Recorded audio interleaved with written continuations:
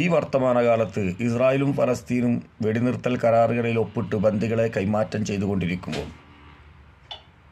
ഇസ്രായേലിനാണോ പരാജയം അതോ ഫലസ്തീനാണോ പരാജയമെന്ന് ലോകരാഷ്ട്രങ്ങൾ വിലയിരുത്തുന്ന ഈ കാലഘട്ടത്തിൽ യഥാർത്ഥത്തിൽ ഫലസ്തീനല്ല പരാജയം, ഇസ്രായേലിനാണ് പരാജയമെന്ന് തെളിയിക്കുന്ന, ലോകത്തെ അറിയിക്കുന്ന വിധത്തിലുള്ള നടപടികളാണ് ഇസ്രായേൽ ഇപ്പോൾ നടന്നുകൊണ്ടിരിക്കുന്നത്.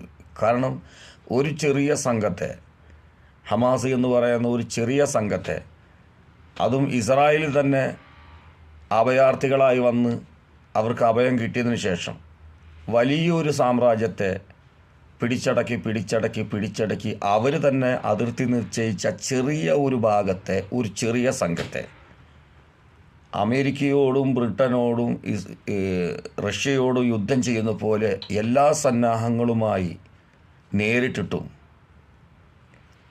അവരെ കീഴ്പ്പെടുത്താൻ കഴിയാതെ അവർ പറഞ്ഞ ഉടമ്പടികൾക്കനുസരിച്ച് അതേ കരാറിൽ ഒപ്പിട്ട് ബന്ദികളെ കൈമാറ്റം ചെയ്യപ്പെടുകയും ഈ പറയുന്ന ഇസ്രായേലിന് അവർ തന്നെ വരച്ചിട്ട ആ ബൗണ്ടറിയിൽ നിന്ന്, അതിൻ്റെ അകത്ത് നിന്ന് സ്വാതന്ത്ര്യത്തിന് വേണ്ടി പോരാടുന്ന ആ ജനതയുടെ ഇടയിൽ നിന്ന് മിലിറ്ററിക്കാരെ പിൻവലിക്കേണ്ടി വരികയും ചെയ്യുക എന്നുള്ളത് അത് നിസ്സാരമായൊരു പരാജയമല്ല.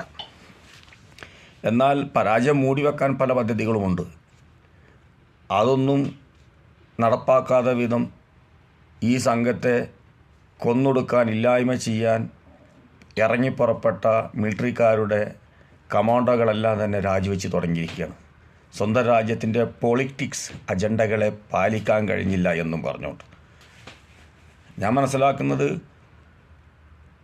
എത്രയോ ജനങ്ങളെ, 1,00,000 പരം ജനങ്ങളെ കൊന്നിട്ടുണ്ട്. 1,00,000 മുകളിൽ ജനങ്ങൾ അവിടെ ഇത് കാരണത്താൽ വികലാംഗരോ അസുഖം ബാധിച്ചവരോ ആയിട്ടുണ്ട് എന്ന് മാത്രമല്ല, വലിയ വലിയ ഫ്ലാറ്റുകൾ തുടങ്ങി, ഹോസ്പിറ്റലുകൾ, സ്കൂള്, മദ്രസ എല്ലാം തുടങ്ങി കക്കൂസ് വരെ പൊളിച്ചടുക്കി ആ ഭൂമി ഒരു, സത്യം പറഞ്ഞാൽ ഒരു കാളവൂട്ട് കഴിഞ്ഞ സ്ഥലം പോലെ ആക്കിയിരിക്കുകയാണ്. ജനങ്ങൾക്ക് ജീവിക്കാൻ യാതൊരു സൗകര്യം ഇല്ലാത്ത വിധത്തിലാക്കിയിരിക്കണം.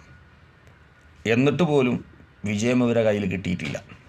പക്ഷെ ഞാൻ പറയുന്നത്, ഫലസ്തീന് വിജയമുണ്ടെങ്കിലും ഇത്രയും ജനങ്ങൾ ബലി കഴിക്കേണ്ടി വന്നു, ഇത്രയും ജനങ്ങൾക്ക് പരിക്കേൽക്കേണ്ടി വന്നു, ഇത്രയും തകർച്ച സംഭവിച്ച സ്ഥിതിക്ക് യുദ്ധത്തിൽ നിന്ന് പിന്മാറാതെ പരിപൂർണമായ ഫലസ്തീൻ സ്വാതന്ത്ര്യമെന്ന ലക്ഷ്യത്തിൽ എന്ത് നഷ്ടം വന്നാലും അതിന് പൊരുതി നിൽക്കുകയായിരുന്നു വേണ്ടത്. ഈ വിജയം ശാശ്വതമല്ല. കാരണം ഇസ്രായേൽ ഒന്നും കൂടി ഒരല്പകാലം കഴിയുമ്പോൾ വീണ്ടും അവരുടെ തൊഴിൽ അവർ ചെയ്തു തുടങ്ങും. ഇതേപോലെ ജനങ്ങളെ കൊന്നു തീർക്കും. ശാശ്വത പരിഹാരം കാണലായിരുന്നു ആവശ്യം ഫലസ്തീൻ.